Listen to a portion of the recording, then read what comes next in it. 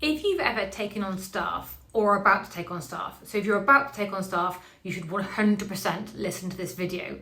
If you've ever taken on staff, you will know the pain of those first couple of members of staff where, as the founder, you've got all this knowledge in your head and you're trying to delegate this knowledge to other people and you're trying to train other members of staff. And this is the cycle I see happen all the time, is that they will lose those first couple of members of staff or be really dissatisfied with their performance because the founder or the business owner will say things like, it's just quicker if I do it myself. And that is true. And there's a reason it's quicker that you can do it yourself, because you made it up. You thought of the process, the procedures, how you do it. All this information is already in your head. You're the best trained member of staff in your business. But that's got its limits. You are not able to do everything. And if you ever want to grow your business beyond just you, or actually have a little bit of a life to allow things to run, to let you take some time out. Look, you don't have to be a multi-billion-pound business. You might just want a better work-life balance. The only real way to achieve that is to be able to delegate things to other people. And you need to invest the time in doing that. But there's a shortcut. So, everybody wants the quickest route to the correct answer. It doesn't matter what it is in life, everyone wants the quickest route to the correct answer. So when I started Mazuma, we were the first ever subscription accounting service. We've been going for 17 years now. When I started Mazuma, even if I employed another very qualified accountant, the way that they would have worked elsewhere would be very different to the way that I was asking them to work. So it is really important that I explain the processes, procedures, why we do things, the real why behind why we do it, and to embed that from day one in any new member of staff. And our first member of staff, we did this with. But because I was there all the time, because I was also there in the office, what happened was when they had a query or they thought, oh, I've forgotten how to do that bit, or is it this thing next or is it that thing next? What they'd do is they'd ask. Obviously, we were in the same room. Obviously, they'd ask me the question.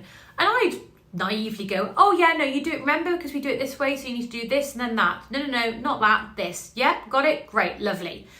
And then a few days later, the same thing would happen and they'd ask the same question again and I'd answer the question. And I'd be there thinking to myself, this is so frustrating, I've already answered this. And why can't they just remember? And the reason they weren't remembering was because I was in the room. I was still there. It was so much easier to ask me the question because it was quicker for them. It was their version of, I'll just do it myself. I'll just ask Lucy, she's there. It was so much quicker to ask me that information than it was to either try and remember it themselves or look it up in our training folders. That's what they did. Understandably, they just wanted to get the job done quickly and correctly, and I absolutely understand that. But what I did was I'd made a rod for my own back. So in order to address this, and here's the hack, and here's the thing you need to do, you need to leave the room. You need to make yourself unavailable. As soon as you take yourself out of being the quickest route to the right answer, that member of staff or that person that you've delegated to will be forced to find another way to answer that question. And if you've got your procedures and policies and your training manuals and everything else set up correctly, or your wikis or however you do it, they'll have to go to that.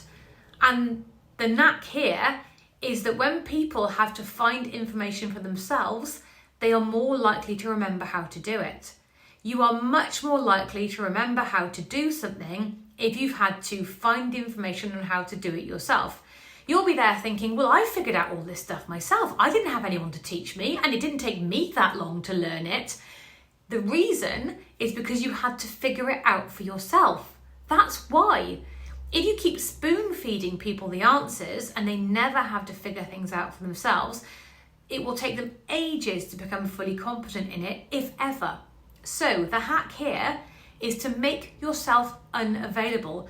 Make it more inconvenient to get an answer from you than it is to get them to figure it out for themselves. As soon as you get that, watch your staff fly. Watch the people you've delegated stuff to fly. And you can do it, we do it through technology now. Maybe you switch off your teams. Maybe you aren't super responsive. You don't answer things straight away. Maybe you're not always there on WhatsApp or Slack or whatever to answer questions. Make yourself unavailable. And if they're still really, really stuck, you can throw a lifeline. They can raise an SOS and get hold of you.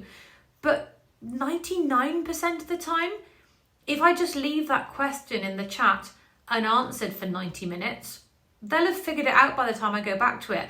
We quite often have a situation now where when new members join the sales team, there'll be a question in there. And as time, in the first instance, we'll answer quickly. But as time goes on, we'll leave it sit for a while. And once you've left it sit for a while and you go back to it, I'll just ask the question, do you still need help with this? Invariably, the answer is, no, it's okay, I've figured it out now. So, here's your hack to staff productivity. You've got to take yourself out of the room and make yourself unavailable.